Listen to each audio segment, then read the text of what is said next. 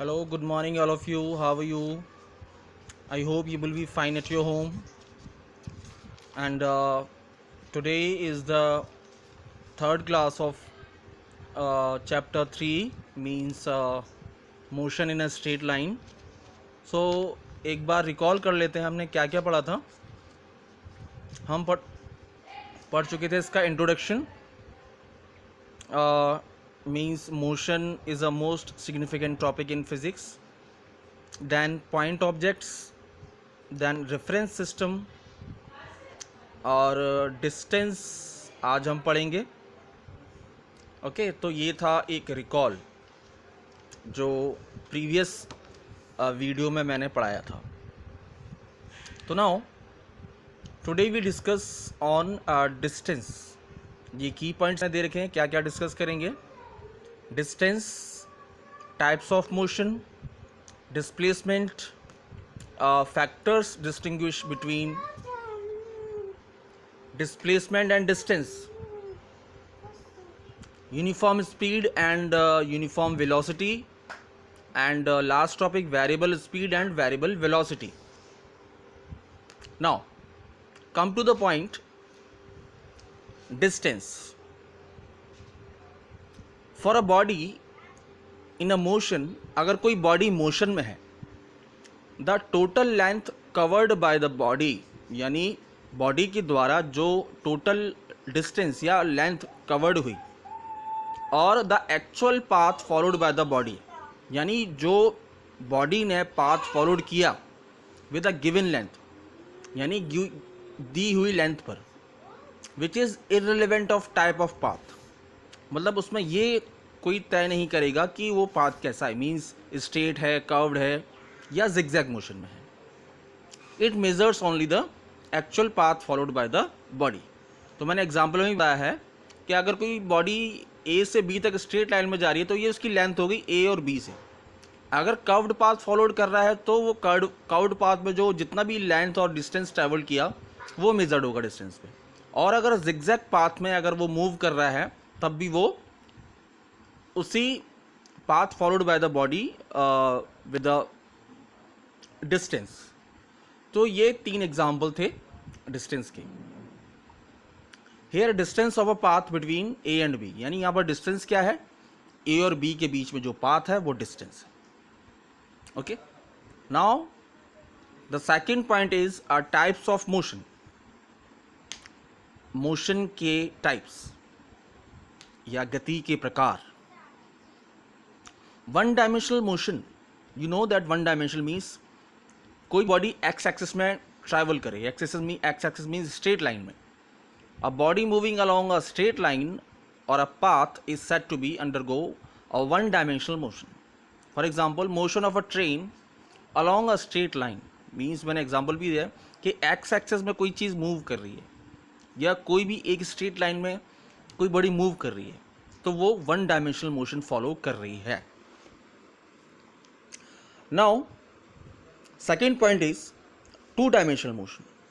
A body motion in a plane.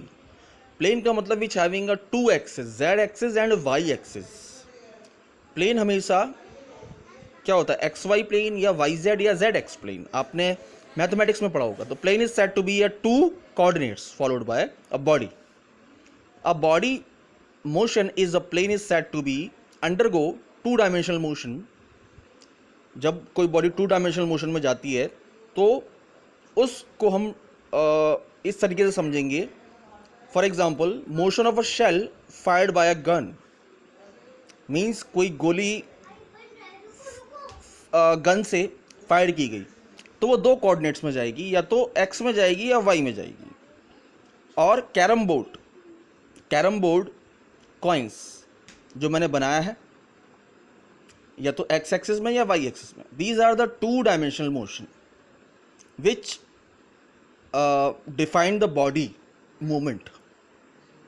Now I am moving the slide.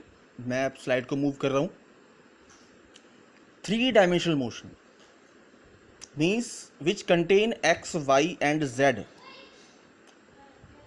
A body moving in a space, यानी which having a 3 coordinate, क्योंकि हम अर्थ पर रह रहे हैं 3 dimensional motion में, यानी लेंथ, ब्रेड्थ और depth is set to be undergoes 3 dimensional motion.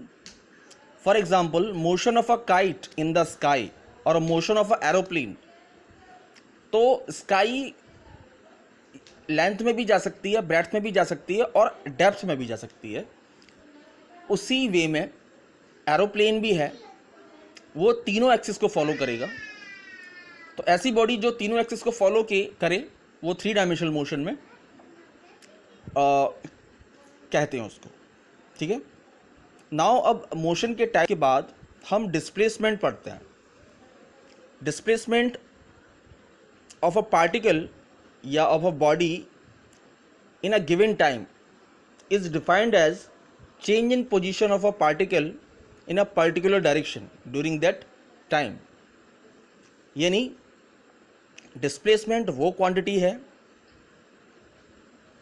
जो it is does not depend on path, it depends on initial and final position of the body which followed a straight path, है ना, and it is a vector quantity. और अच्छी तरीके से example में ये पहला फिगर दे रखा है, ये z यानी जिगजैग पाथ है.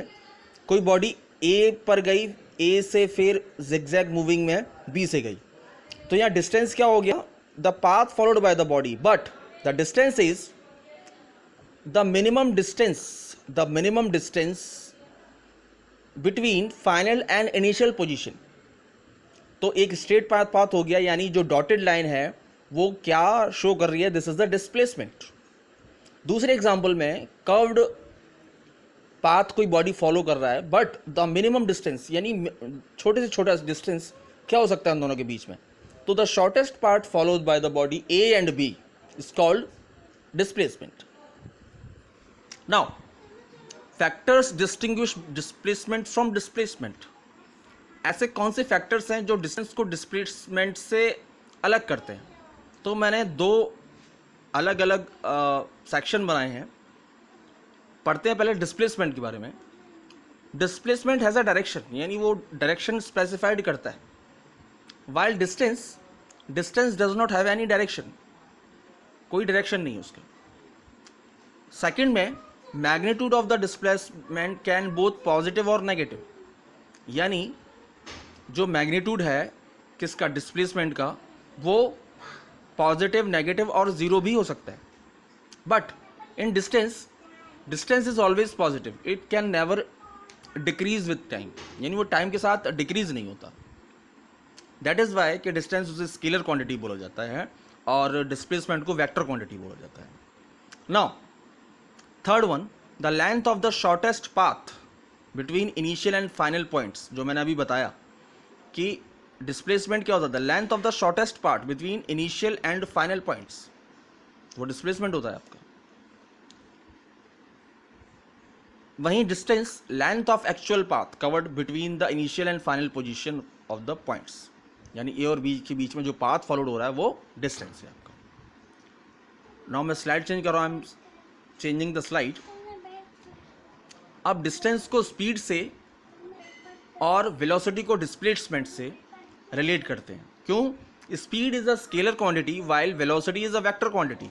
सो दैट इज वाई डिस्टेंस को स्पीड में मेजर किया जाता है और डिस्प्लेसमेंट को वेलोसिटी में मेजर किया जाता है.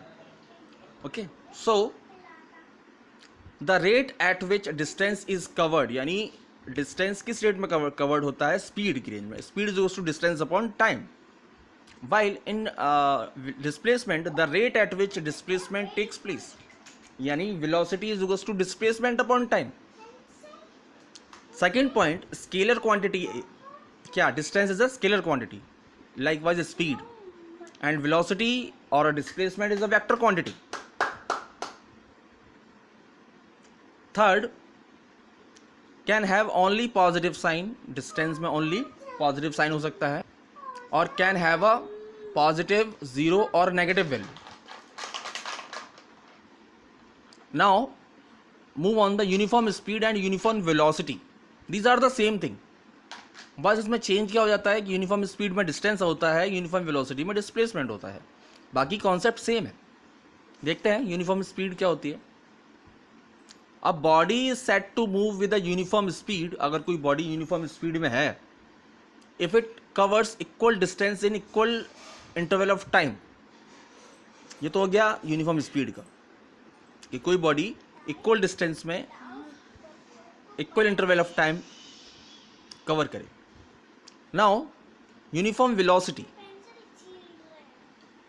uniform velocity, a body is set to move with a uniform velocity if it covers equal displacement in equal interval of time, जो कि equal displacement में equal time cover करे, उसको बोलते हैं uniform velocity.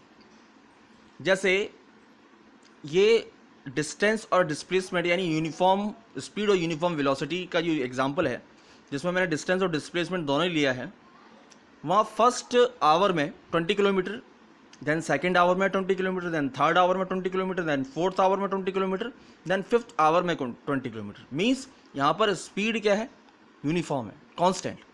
Okay, so this is the concept of uniform speed and uniform velocity. Now come to the point, variable speed and velocity means non uniform। variable का मतलब non uniform, जो change होता रहे।